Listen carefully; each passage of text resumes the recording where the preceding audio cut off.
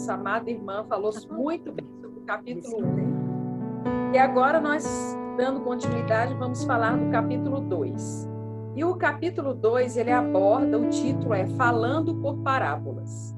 Bom, sabemos que a salvação de Deus é eterna, né?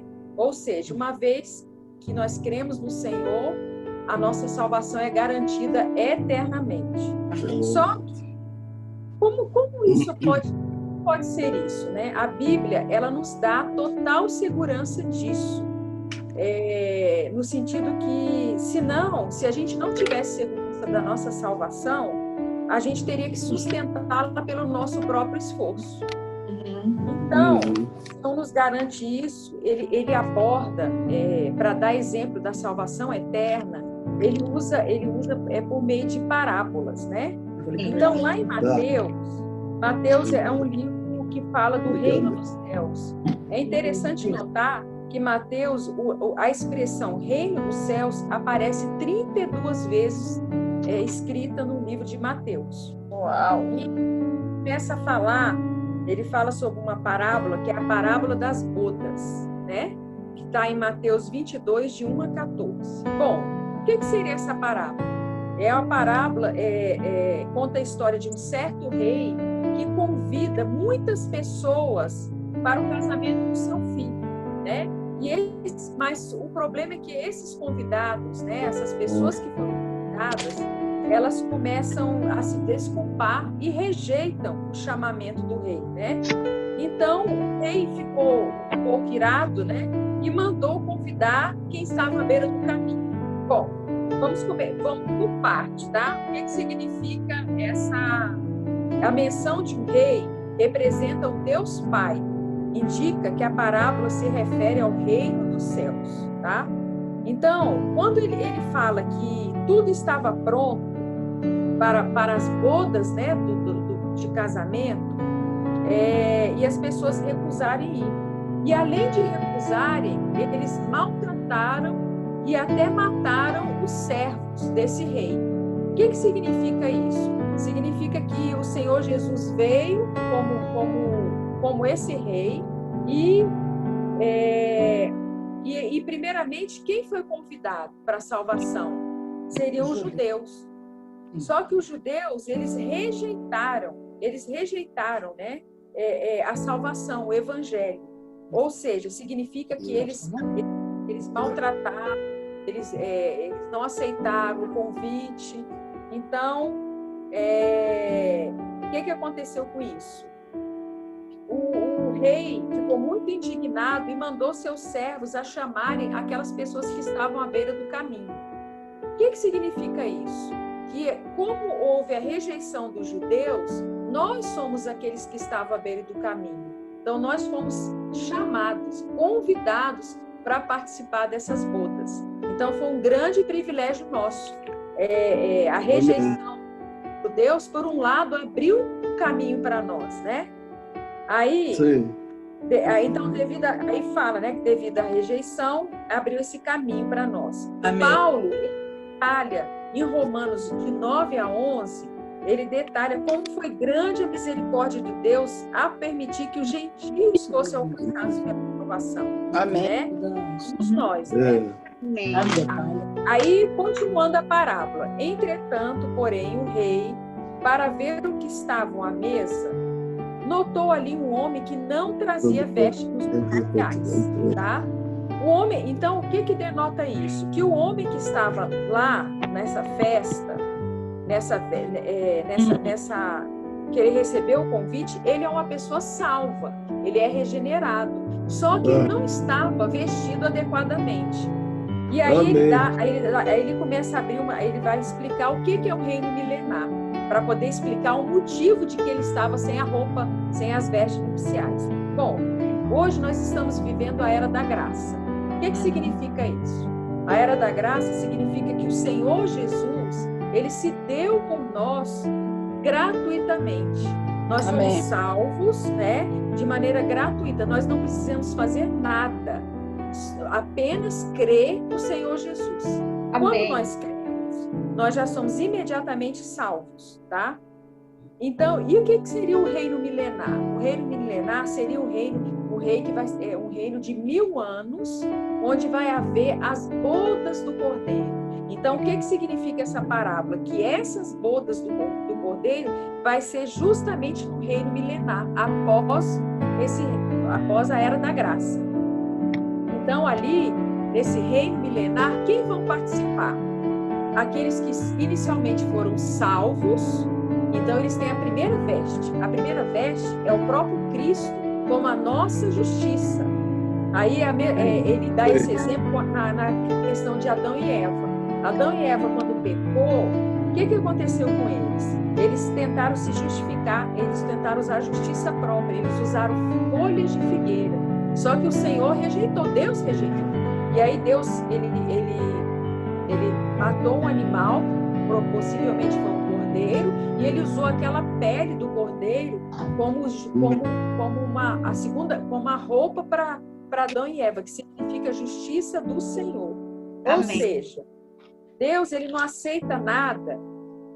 Aqui ele diz, tem uma frase que fala que inicialmente, cobrir-se com folhas de figueira, né, que foi que Adão e Eva utilizaram, significa sua própria justiça, sua própria tentativa de justificar-se diante de Deus, que não aceitou aquela roupa, mas preparou-lhes outra usando peles de um animal.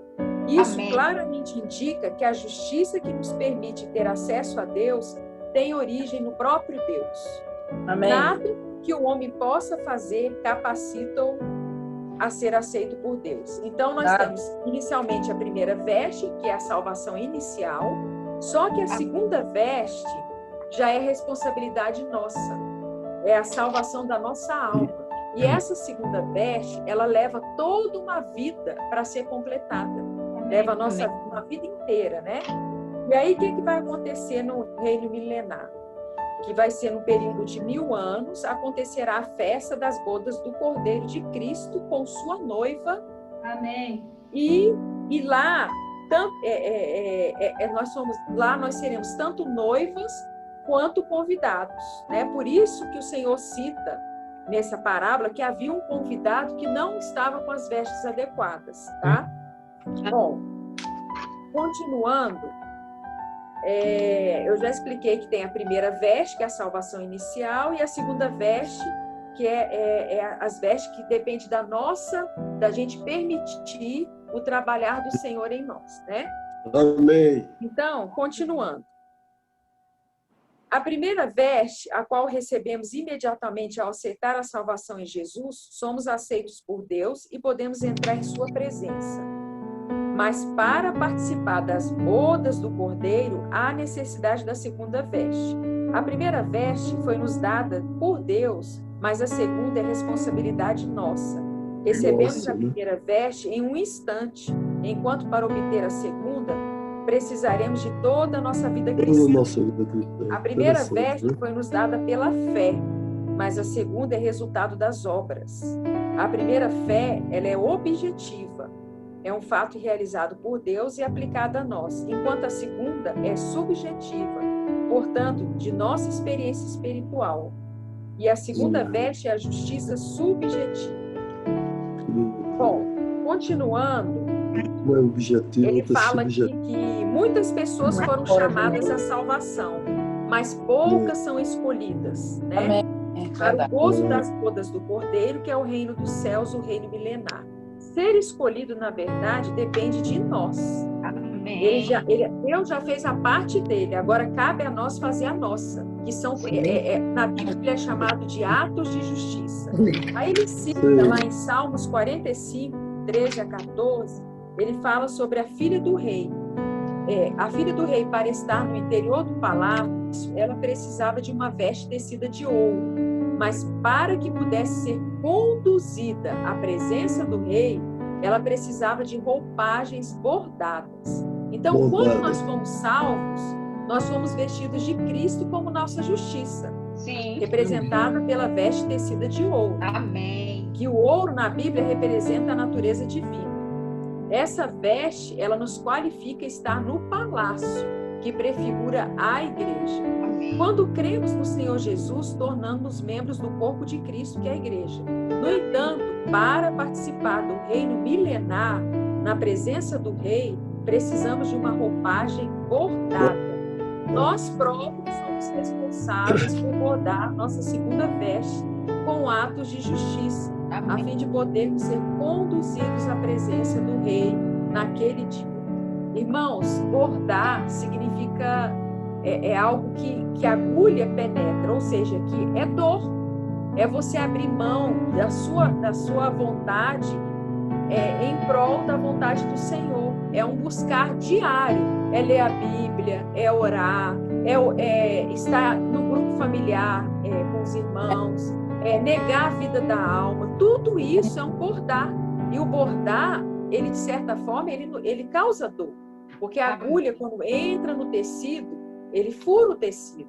Sim. Então, o bordar, é bordar com ouro. O que é bordar com ouro? Com a própria natureza de Deus. Ou seja, não é a minha vontade mais, não é o meu querer, não é a minha suficiência, mas é Deus em mim. Amém. Então, tudo que eu vou fazer, nos mínimos detalhes da minha vida, eu preciso do Senhor. Amém. Porque sem Ele, não há justiça, né? Não há atos de justiça. Então, continuando. E ali, continuando a parábola, ordenou então o rei aos servos: amarrai-o de pés e mãos e lançai-o nas trevas exteriores. Ali haverá choro e ranger de dentes. Então, aquele homem que estava lá na bodas do cordeiro, sem as vestes nupciais, ele era o quê? Ele era um cristão, ele era salvo, mas ele não estava com a segunda veste, que é a bordada com ouro. Então, o que o rei falou? Amarrai-os de pés e mãos e lançai-os nas trevas exteriores, onde haverá choro e ranger de dentes. Então, isso é o que vai acontecer com aquele cristão que não viveu genuinamente com o Senhor. É aquele que muitas vezes foi salvo, mas ele pecou, ele andou em pecado, ou ele foi indiferente ao Senhor, a Deus, ele viveu a maneira dele. Então, ele não perdeu. As trevas exteriores não indica que ele perdeu a salvação, mas indica que ele não estava com as vestes bordadas, com as vestes para as núpcias, né? Então, o Senhor vai dar uma chance para ele amadurecer. O Senhor vai permitir que ele seja lançado nas trevas, e ali, durante 1000 anos, haverá o amadurecimento dele, ou seja, a salvação da alma. Então, que o Senhor possa ter misericórdia de nós, que possamos ser estes que hoje, no dia de hoje, que a gente possa estar abordando dia a dia a natureza de Deus em nós, né? Para que possamos estar nessa festa, nas bodas do Cordeiro, e sermos achados dignos de estar ali, como noiva e como convidado.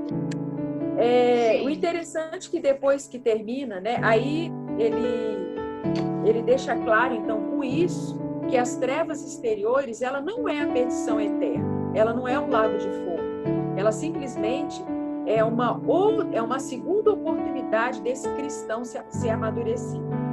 E aí depois ele fecha o capítulo falando sobre edificação. Lá em 1 Coríntios 3, Paulo apresenta o assunto, dizendo que hoje nós temos duas maneiras de edificar. Ou a gente edifica com ouro, prata e pedras preciosas, ou a gente edifica com madeira, feno e palha.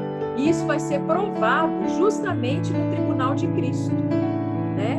Quando a nossa obra ela for testada pelo fogo e ali e ela não queimar, significa que nós edificamos com o próprio Cristo. Mas se o cristão, né, que tiver edificado com madeira, feno e palha, que representa as capacidades humanas naturais, sofrerá o dano de ser disciplinado por 1000 anos. Ele mesmo será salvo, mas através do fogo, ou seja, ele terá de passar por fogo para amadurecer. Isso corresponde a ser lançado nas trevas exteriores, na parábola das bodas.